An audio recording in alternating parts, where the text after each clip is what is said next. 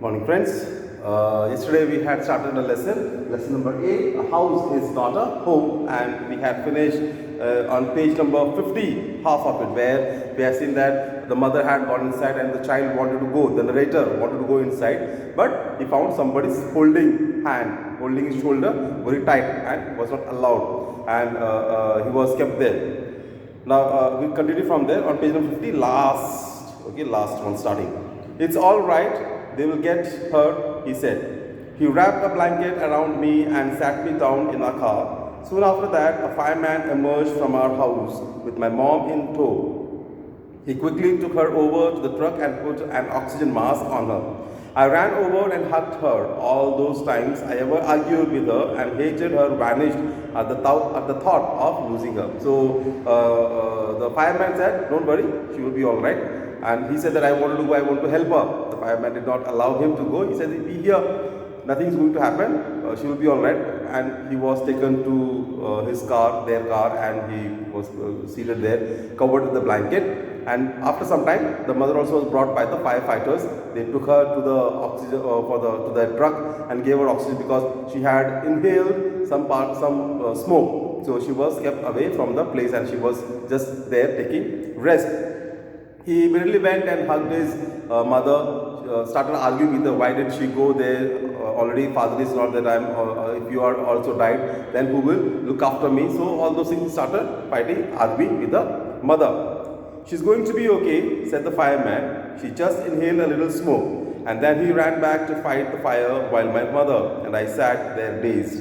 I remember watching my house burn down and thinking that there was nothing I could do about it. So the firefighter said, "Don't worry, she will be all right."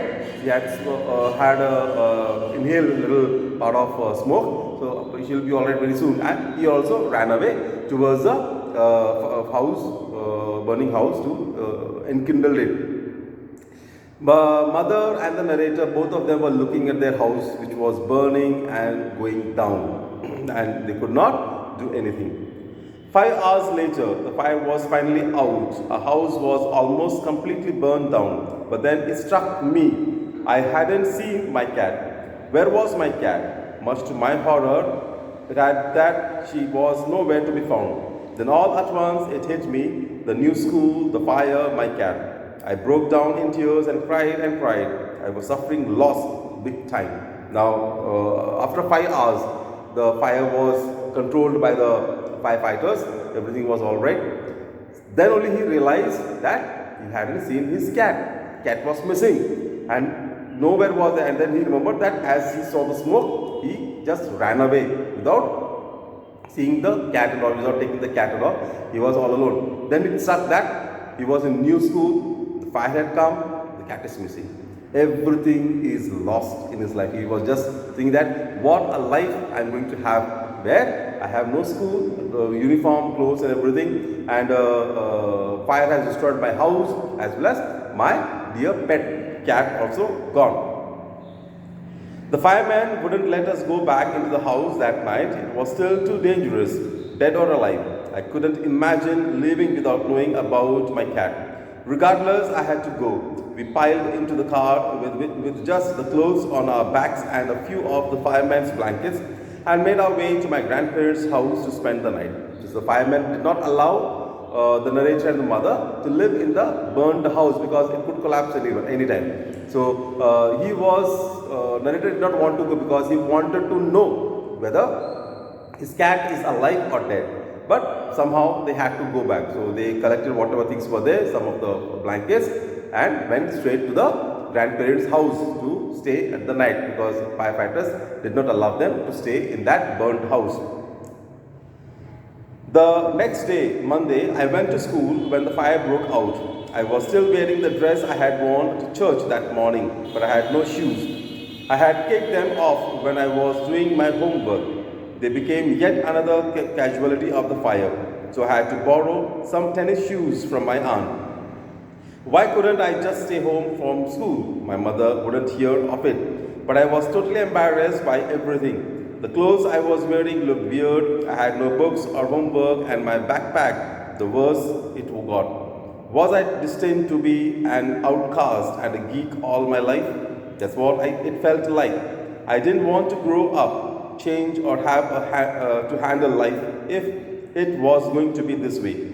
I just wanted to curl up and die. So next day, Monday morning, his mother did not listen to him. He did not, means the narrator did not, he wanted to go to school, but the mother did not listen. No, you have to go to school, whatever maybe, whether the clothes are burned, books are burned, no problem, but you go. You have to go. We will manage, because study is important, education is important. So he had to go, but he was feeling embarrassed. Why? Because there was no school, new school it was.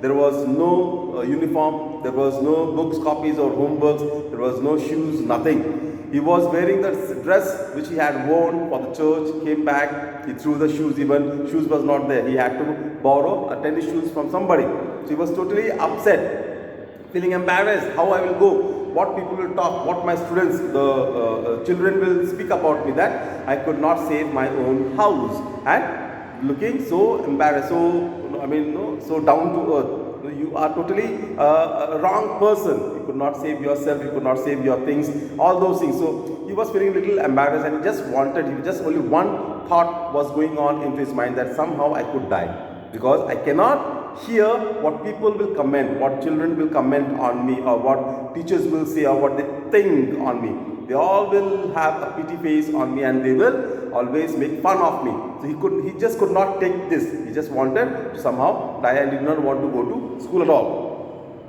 I walked around school like a zombie. Everything felt surreal, and I wasn't sure what was going to happen. All the security I had known from my old school, my friends, my house, and my cat had all been ripped away. So I walked around like a zombie. You know, zombies, they simply walk, they don't look here and there, whatever comes, they just destroy, or no, they have no feelings, nothing. No? So he just walked, he passed by his school, he could, house, he could not do anything, he was just simply walking, feeling a little ashamed and everything, could not look towards his burnt house.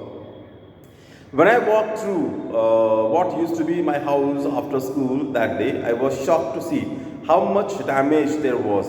Whatever hadn't burned was destroyed by the water and chemicals they had used to put out the fire. The only material things not destroyed were the photo albums, documents, and some other personal items that my mother had managed to heroically rescue. But my cat was gone, and my heart ached for her.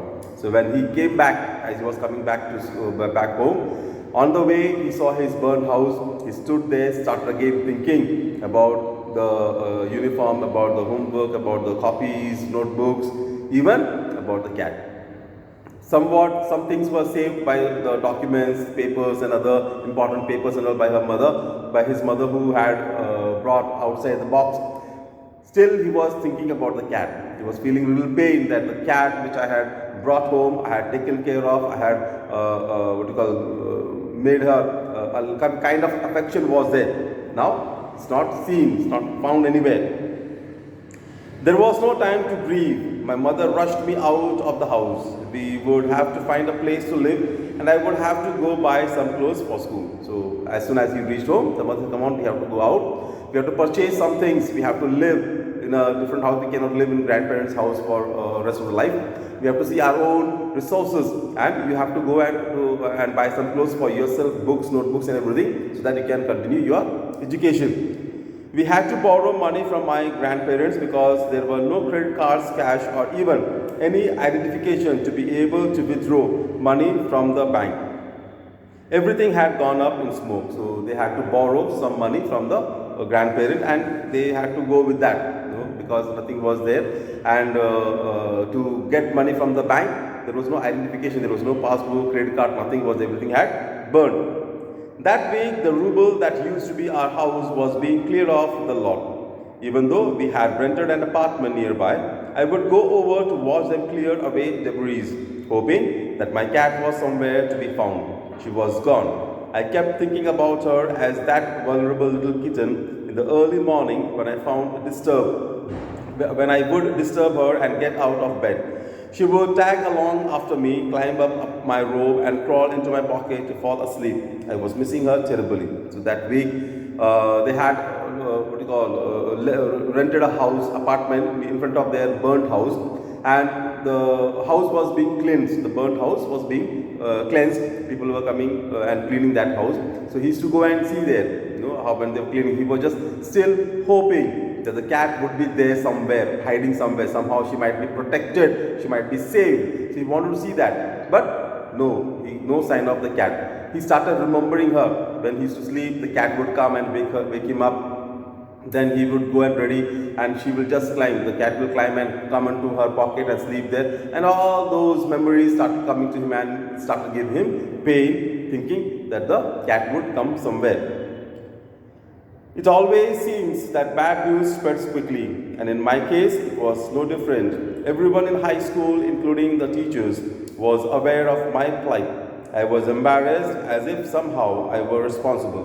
What a way to start off at a new school. This was not the kind of attention I was looking for. So it always seemed the bad news spreads quickly.